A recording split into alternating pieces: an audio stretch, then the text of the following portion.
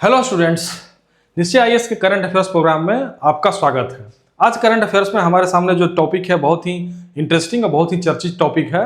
जैसा कि अभी आप पश्चिम एशिया में देख रहे होंगे कि बहुत उथल पुथल मचा हुआ है और इस उथल पुथल के माहौल में जो है प्रधानमंत्री नरेंद्र मोदी की इजरायल यात्रा बहुत ही महत्वपूर्ण है। तो हम इस टॉपिक में देखेंगे कि भारत और इजरायल का जो संबंध है किस दिशा में बढ़ रहा है, पिछले वर्षों में क्या नए आयाम वो प्राप्त किए हैं और प्रधानमंत्री मोदी के जाने के क्या मायने हैं, खासकर इस उथल पुथल के माहौल में। इन सारे चीजों पर हम डिस्कशन करेंगे इस टॉपिक में, तो कृपया करके बने रहिएगा इस टॉपिक में शुरू से अंत तक। बहुत ही इंटरेस्टिंग और बहुत ही उपयोगी है और खासकर यूपीएससी एग्जामिनेशन के पॉइंट ऑफ व्यू से भी इंटरेस्टिंग और उपयोगी है, क्योंकि यह जो है आपके अंतर्राष्ट्रीय संबंध में यह टॉपिक आता है और इससे रिलेटेड क्वेश्चंस भी पूछे जा सकते हैं, खासकर मेंस एग्जामिनेशन में और पीटी एग्जामिनेशन में भी। भारत इजरायल संबंध में बहुत सारे ऐसे फैक्चुअल इंफॉर्मेशन मिलते हैं जहां से डीप में जाकर क्वेश्चंस पूछा जा सकता है, इसलिए कृपया करके ध्यान से आप इस टॉपिक को समझें और प्रीलिमिनरी एग्जामिनेशन से तो महत्वपूर्ण है ही है ये। देखिए, सबसे पहले आते हैं हम लोग इस पे। देखिए, सबसे पहले इसके संदर्भ को समझते हैं। पश्चिम एशिया इस समय गंभीर भू राजनीतिक उथल पुथल से, जैसा कि मैं कहा, गुजर रहा है। पार्सियन गल्फ में अमेरिका की सैन्य तैनाती बढ़ रही है। ईरान खुलकर चुनौती दे रहा है। अक्टूबर 2025 से गाजा में शांति बेहद नाजुक बनी हुई है। तो कुल मिलाकर कहने का मतलब है कि ईरान और अमेरिका में ठन्ना उठाना हुआ है और कभी भी लग सकता है कि अमेरिका और ईरान में युद्ध हो सकता है।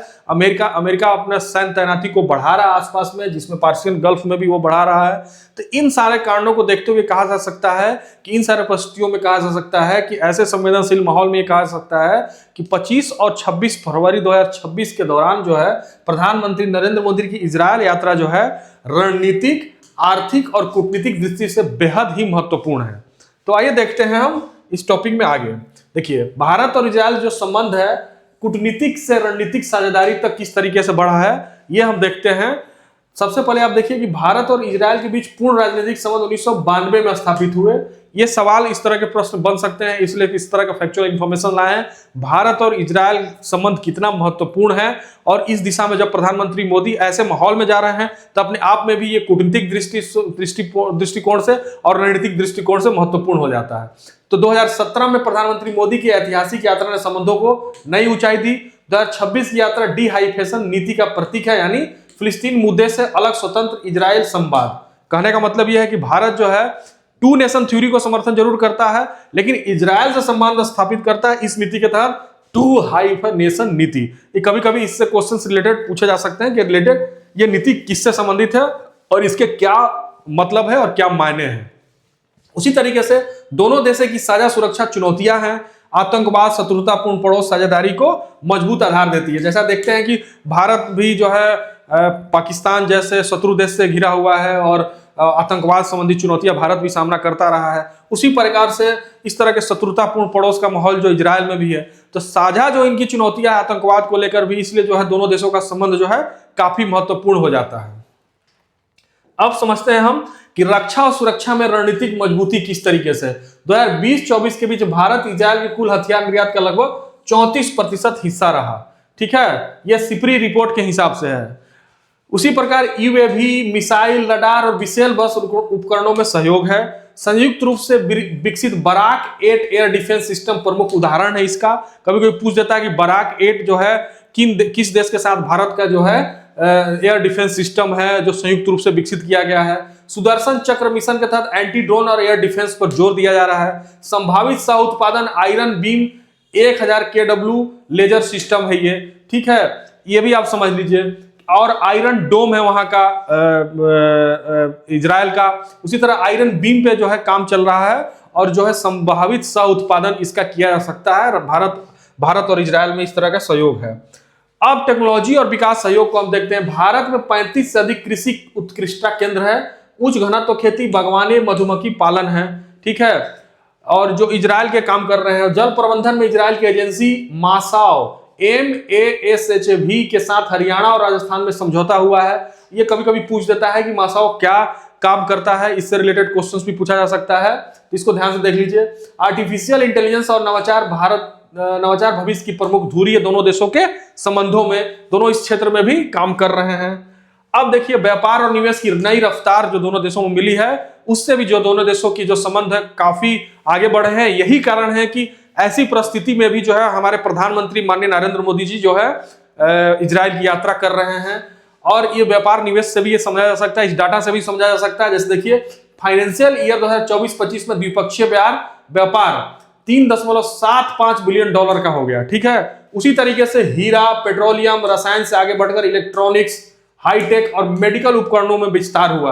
पहले पारंपरिक रूप से दोनों के बीच में व्यापार था, जैसे हीरा था, पेट्रोलियम था, रसायन था, केमिकल था। उससे आगे बढ़कर इलेक्ट्रॉनिक्स, हाईटेक यानी हाई टेक्नोलॉजी और मेडिकल उपकरणों में भी दोनों देशों के बीच जो है व्यापार का विस्तार हुआ। तो इस तरीके से दोनों देशों के संबंधों के महत्व को आप समझ सकते हैं। उसी तरीके से सितंबर 2025 में न्यूएस समझौता, नवंबर 2025 में एफटीए की दिशा तय हुई। तो एफटीए मतलब foreign trade agreement, free trade agreement, sorry. तो ये सब इस दिशा तय हो रही है दोनों देशों के बीच में। ये सारे महत्वपूर्ण कारक है। इसके अलावा आप देख पा रहे हैं कि इंफ्रास्ट्रक्चर और ह्यूमन मोबिलिटी समझौते पर चर्चा अभी संभव है। अभी जो गए हैं हमारे प्रधानमंत्री नरेंद्र मोदी जी, तो इस पे भी अभी जो है चर्चा होने की प्रबल संभावना है। ह्यूमन मोबिलिटी और इंफ्रास्ट्रक्चर पर दोनों देश समझौता करेंगे। तो ये एक महत्वपूर्ण एक फैक्ट है। और भारत और इजरायल संबंध जो भारत इसलिए महत्वपूर्ण और भी हो जाता है क्योंकि इस समय जो है पश्चिम एशिया का जो माहौल है, उस माहौल में दोनों देशों का जो एक तरीके से कूटनीतिक और रणनीतिक रूप से महत्व हो जाता है। और आपके जो एग्जामिनेशंस में जो पूछे जाते हैं इंडिया के बायलैटरल संबंध, भारत के द्विपक्षीय संबंध, उसमें ये पश्चिम एशिया का एक महत्वपूर्ण देश है। और पिछले वर्षों में जो है दोनों देशों के इस सारे डाटा से हमने समझा कि दोनों देशों के जो संबंधों में नए आयाम आए हैं। तो बहुत ही संभावित है कि इससे रिलेटेड प्रश्न चाहे प्रारंभिक परीक्षा में चाहे मुख्य परीक्षा में पूछे जाएं। तो इस टॉपिक पे आपको बहुत ही ध्यान से, बहुत ही गंभीरता से, बहुत ही सीरियसनेस से ध्यान दिया जाना चाहिए। अब हम आगे बढ़ते हैं, इसमें देखते हैं कि आगे क्षेत्रीय और वैश्विक आयाम के बारे में हम थोड़ा चर्चा कर लेते हैं। अमेरिका और ईरान में तनाव है, ऊर्जा सुरक्षा के बारे में। जाहिर सी बात है कि दोनों देशों में जब ईरान और अमेरिका में तनाव होगा तो ईरान एक बहुत बड़ा तेल का उत्पादक देश है और वहां पे अगर डिस्टर्बेंस होगा तो ज्यादातर जो गल्फ कंट्रीज आसपास हैं और तेल का उत्पादन है और ऊर्जा में बहुत बड़ा स्थान रखते हैं, अगर किसी प्रकार का दोनों देशों के बीच में जो है तनाव है और युद्ध उत्पन्न होता है तो जाहिर सी बात है जो कि ऊर्जा जो हमारी जो ऊर्जा सुरक्षा है उस पर भी कहीं ना कहीं व्यवधान होगा। ऑलरेडी जो है तेल का जो प्रति बैरल रेट है वो बढ़ा हुआ है और अगर इस प्रकार का कोई अगर तनाव उत्पन्न होता है तो जाहिर सी बात है कि तेल की कीमतों में भी वृद्धि होगी। तो यही कहना चाह रहा है कि अमेरिका और ईरान का जो टकराव का असर है भारत की ऊर्जा सुरक्षा पर भी पड़ सकता है। जैसे मान लीजिए कि इसको ऐसे समझ सकते हैं आप कि अगर दोनों देशों में तनाव होगा तो वहां का डिस्टर्बेंस होगा उस एरिया में, वो एरिया डिस्टर्ब होगा तो तेल का जो आपूर्ति है वो बाधा उत्पन्न होगी तो कहीं ना कहीं जो भारत जो मैक्सिमम जो अपनी आवश्यकता का तेल आयात करता है तो उसमें बाधा उत्पन्न होने के कारण क्या होगा कि ऊर्जा जो इसकी जो सुरक्षा है उस पर असर पड़ सकता है। क्योंकि हम जो है ज्यादातर तेल आयात करते हैं और वो तेल महंगा होगा तो लोगों को जो है और भी जो है आउट ऑफ पॉकेट होगा तो इकोनॉमी पे असर खराब पड़ेगा। तो ये सारे एक चक्र है। उसी तरीके से हम समझते हैं गाजा शांति प्रक्रिया क्या आयाम है। 19 फरवरी 2026 को 50 से अधिक देशों ने गाजा स्थिरीकरण के लिए $7 अरब और सैनिक सहयोग का वादा किया था। भारत पर्यवेक्षक रूप में शामिल रहा था ये, ठीक है। IMEC और रणनीतिक कनेक्टिविटी 2023 के दिल्ली G20 शिखर सम्मेलन में घोषित India middle east Europe economic corridor Bharat Israel के लिए अत्यंत महत्वपूर्ण है, ठीक है। यह भी एक बहुत ही महत्वपूर्ण जो कनेक्टिविटी के लिए दोनों देशों के बीच में ये बहुत ही महत्वपूर्ण कॉरिडोर है। इस कॉरिडोर का निर्माण होगा तो इजरायल और भारत के संबंध जो है और भी विकसित होंगे। स्वेज नहर के विकल्प के रूप में सुरक्षित और छोटा व्यापार मार्ग है ये, जो स्वेज नहर के माध्यम से जो बहुत घूम के जाना पड़ता है उसमें जो है ये थोड़ा छोटा हो जाएगा, इसकी यात्रा छोटी हो जाएगी तो जाहिर सी बात है कि उसमें ऊर्जा की खपत कम होगी तो चीजें सस्ती होगी और दोनों देशों के बीच में और भी व्यापार बढ़ेगा।